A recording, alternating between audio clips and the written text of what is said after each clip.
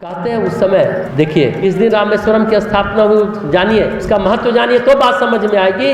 उस समय ज्येष्ठ मास के शुक्ल पक्ष की 10वीं तिथि यानी गायत्री जयंती का दिन, गंगा दशहरा का दिन था, जिस दिन शिवलिंग की स्थापना रामेश्वरम में होती है। हस्त नक्षत्र के बाद गदकरण योग था, आनंद योग था, व्यतिपात योग था, कन्या राशि पर चंद्रमा और वृषभ राशि पर सूर्य विद्यमान थे। ऐसे परम पुण्य 10 योगों की उपस्थिति में गंधमादन पर्वत पर सेतु की सीमा में भगवान श्री राम ने लिंग रूपी धारी पार्वती बल्लभ भगवान शिव की स्थापना की। उस समय उक्त लिंग में स्वयं सती शिरोमणि पार्वती सहित शशांक शेखर कर्पूर गौरम आशुतोष प्रकट हो गए और प्रसन्नता पूर्वक भगवान श्री राम को वरदान देते हुए कहा, रघुनंदन आपके द्वारा यह प्रतिष्ठित रामेश्वर शिवलिंग के दर्शन से दर्शनार्थियों के समस्त पाप राशि आधे क्षण में भंग हो जाएंगे। पाप काटना है तो आप रामेश्वरम का दर्शन करिए जाके शिवलिंग का, एक क्षण नहीं, एक सेकंड नहीं, आधे सेकंड में सारे पाप जन्मांतर के कट जाएंगे।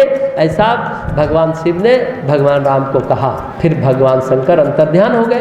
अब देखिए हनुमान जी कैलाश पर्वत से उत्तम शिवलिंग वेगपूर्वक लेकर वहां पहुंचे। उन्होंने आते ही माता जानकी और परम प्रभु श्री राम और वानर सुग्रीव के चरणों में प्रणाम किया, किंतु जब उन्होंने देखा कि शिवलिंग की स्थापना पूजन तो हो चुका है तो बड़े दुखी हुए और बोले कि प्रभु आपके आदेशानुसार वायु वेग से कैलाश पर्वत गया, वहां भगवान शंकर का दर्शन नहीं मिला, तो उन्हें प्रसन्न करने के लिए तपस्या के फिर महादेव की कृपा से यह उत्तम शिवलिंग लेकर आ रहा था कि आपने यहाँ बालू का शिवलिंग स्थापित कर दिया। अब मैं शिवलिंग का क्या करूं? भगवान राम पिघलते हैं। अपने अनन्य भक्त पवन पुत्र हनुमान को उदास देखकर पहले तो उन्हें समझाते कि तुम शोक मत करो, तुम्हारे अनुपस्थिति में शिवलिंग की स्थापना का पुण्यकाल व्यतीत हो रहा था, इसलिए इस बालू के शिवलिंग की स्थापना कर दी गई। अगर गंभीरता पूर्वक तुम विचार करोगे तो तुम्हारा किया गया प्रत्येक कर्म मेरा किया हुआ है और मेरा किया हुआ प्रत्येक कर्म तुम्हारा कर्म है। भक्त और भगवान में फर्क नहीं है। भगवान राम स्वयं हनुमान को कर रहे हैं, तुम्हारा किया हुआ कर्म मेरा है और मेरा किया हुआ कर्म तुम्हारा है, इसमें कोई फर्क नहीं है। भक्त और भगवान एक हैं। मैंने शिवलिंग की जो स्थापना की है समझो कि तुमने ही की है। आज शुभ दिन है, इसलिए कैलाश से लाया हुआ श्रेष्ठ शिवलिंग यहीं पर तुम स्थापित कर दो, इसका नाम